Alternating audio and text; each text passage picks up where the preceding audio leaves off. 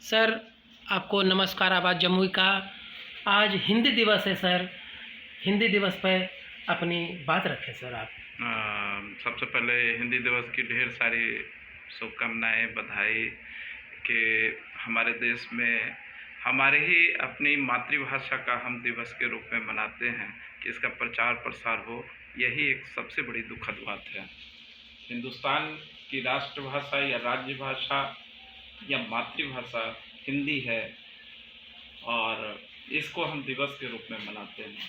हिंदी हमारे देश की मातृभाषा है, जनमानस की भाषा है और इसलिए हम आप तमाम श्रोता बंधु को जो भी इस चैनल के माध्यम से हमारी बात को सुन रहे होंगे तो उनको ढेर सारी बधाई, शुभकामना। पूरे देशवासी को आप क्या संदेश देना चाहते हैं सर? हिंदी प्रत्येक देश का उन्नति तभी होगा। आज दुनिया के तमाम देशों को देख लीजिए, जिस देश की मातृभाषा अगर उस देश की अपनी भाषा है वो ज़्यादा डेवलप होता है, उसको कोई नहीं रोक सकता आगे बढ़ने से। और जापान में कोई भी दूसरी भाषा का बुक नहीं मिलता है, वो सभी बुकों को अपनी मातृभाषा में उसको अनुवाद करके अपने पाठक तक पहुंचाता है। जी, चाइना भी उसी तर्ज पे है। चाइना में भी दूसरी भाषाओं का इस्तेमाल नहीं किया जाता, वो चाइनीज़ लैंग्वेज को ही फॉलो करते हैं।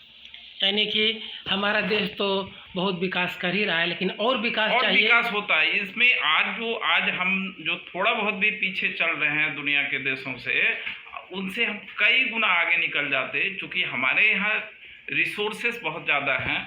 सबसे ज़्यादा आज दुनिया में अगर सबसे ज़्यादा ह्यूमन रिसोर्स है तो हिंदुस्तान में है। इसके बावजूद भी हम पीछे हैं। उसका एक ही वजह है कि हमारे देश में एक रूपी समानता नहीं है, खास करके भाषाओं के बीच में यहाँ मतभेद है।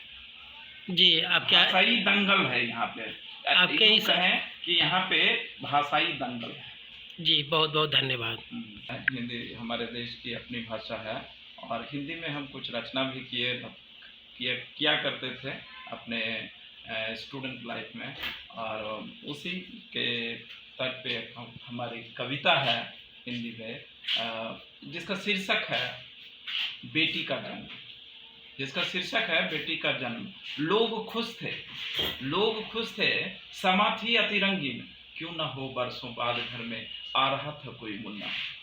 क्यों न हो बरसों बाद घर में आ रहा था कोई मुन्ना, खबर सुनते ही हुआ बेटी का जन्म, छाई लंबी चुप्पी। खबर सुनते ही हुआ बेटी का जन्म, छाई लंबी चुप्पी, पर रोक न सके समा हो गई अति गमगीन।